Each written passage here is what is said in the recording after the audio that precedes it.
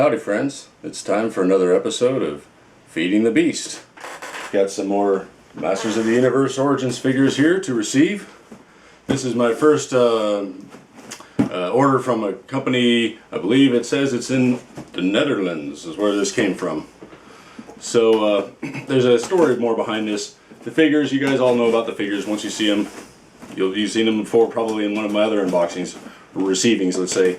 So there's more to the story behind them and the ordering them than there is probably just the receiving them. So what was going on was, I think it was in the first episode of Feeding the Beast, I had a conversation with one of the viewers named Mr. Destro. We were having a conversation and we kind of came down to, do I need to have Orko? And I was thinking about, why do I, well, he's one of the guys we got, so I'll go ahead and show you. Orko. Alright, Orko. Didn't think I'd want him, but, you know, anyway, we were having that discussion. Do I have to have Orko? And I'm thinking, well, the reason I was having that discussion with him was because I'd noticed on Amazon, they had him still for $14.99 direct from Amazon. And I thought, well, I don't really want Orko, but, you know, it's still a really good deal at this point, you know, considering a lot of the figures on Amazon are going for $28, you know, $34, that kind of thing. You could still get them direct from Amazon. And so when I had asked, you know, what do you think about this? We were having this conversation.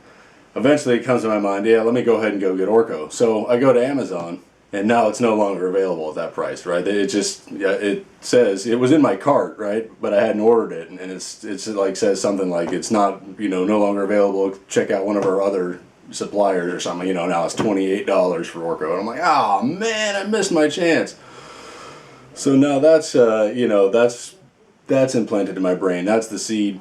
And so now I'm looking online to try to find a decent deal on Orko. And I find this site, I think it was KidIn, so KIDINN.com.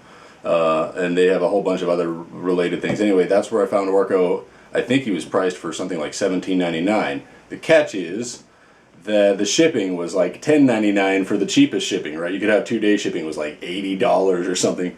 So I had a clue right away that it wasn't coming from America, but in the U.S. I should say. But anyway, yeah. So it was, let's say it was $10.99 to ship one of them. Oh God, that's ridiculous, you know. So what would happen if I got two of them? Then the shipping went up to like something like $16.99. Oh man. So I decided not to get two Orkos at the time. And you'll understand why. It was all about the shipping. So anyway, so here we have Orko. Bigger than I expected him to look. He comes obviously with this floating air pad that everyone says, yeah, he never had in the show, but he's got to have something to float on, right? I guess clear plastic would look okay, but I like the purple plastic. This is the international version, so there's no label about who Orko is or who any of the other characters are, but I think you all already know that. If you're watching my channel, you're already a MOTU enthusiast, so I'm not telling you anything new. Alright, so anyway, yes, to get this deal, I got another merman. I think he was $17.99 as well, and another She-Ra. So this is all about trying to minimize my shipping costs. These are a little bent, but these will all straighten out. I've done this with Battle Cat, and I did this with the Battle Cat, laid it under a book, and it straightened out fine, although there is a little wrinkling and creasing in the artwork that I may try to get out with this spraying water and ironing method, but I may not. It's not that important to me, I don't think. Anyway, so that's really all this was about. Was kind of got this in my head that I had to, you know, I saw Orko for $14.99. I should get him when he's available at that price, and then he suddenly wasn't. Right when I thought that, right? And so that really kind of drove me nuts. So then I got to go find Orko. Wanted to get two of them. But as I said, when I wanted to get two of them, the shipping was crazy. Like, what is this? Why is the shipping? Are they trying to discourage me from getting two at the same time, or is it because they're coming from different locations and then they're packaging them together? I think it's that second. It's the latter explanation, that they were actually probably coming from two different locations within the Netherlands or within Europe. Then they would have been brought together and then shipped over to the United States. And so I believe that's why the price jumped so much on that one. So because I think what I got, all three shipped for maybe $14.99 total shipping, which is still a lot, $5 a figure. but you know, less than if I had just gotten 2 of these. It might have been $16.99 for all 3, but still, I thought it was a better deal than, you know, if I can get the price down to $5 each for shipping, something like that. That's in my head more acceptable than if it's, you know, $8 to $10 each for shipping. Then I really I have a hard time going for it, unless the price of the figure was like $10. But you know, that's not usually how it goes. So that's probably it for this episode. I'm not going to open any of these right now. These are just going to go into storage until I decide when and how to use any of them. Because if you've seen my other episodes, you know what I already kind of think of them. I loved Merman as a kid. He was one of my original figures. I think probably the second figure I had after Stratos, most likely. She-Ra I'd never had, and was almost kind of losing interest in the show, but I think I watched She-Ra a few times. So I still had some interest in the Masters of the Universe when she was coming out. But yeah, I don't know that much about the Horde and all that stuff.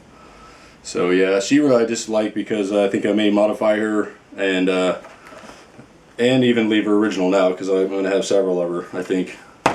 You'll see, but I believe I even have another of her on the way. Yes, in order to feed the beast, sometimes we just have to get more and more of the same figures we already have, because there aren't any other figures we can get. And then we have to have 2 of every figure, and then to get saving on shipping costs, sometimes we end up getting 3 of figures.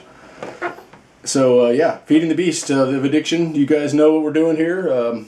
It's all fun. Nobody's getting harmed by any of this. The great thing about this is, yeah, like I said, I'm not getting harmed by it, and at the very, you know, worst case scenario, I can always probably pass these on, give them to other collectors, or sell them to other, you know, collectors at some point.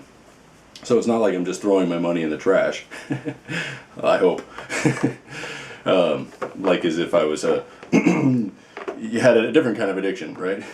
Where your money is just getting burned up fast. Anyway, that's about it for this episode of feeding the MOTU beast, everybody. Thank you for joining me once again, and hope you're all having a good day, good week, that kind of thing, and enjoying your MOTU adventures. And that's it. Take care, everybody. Bye-bye.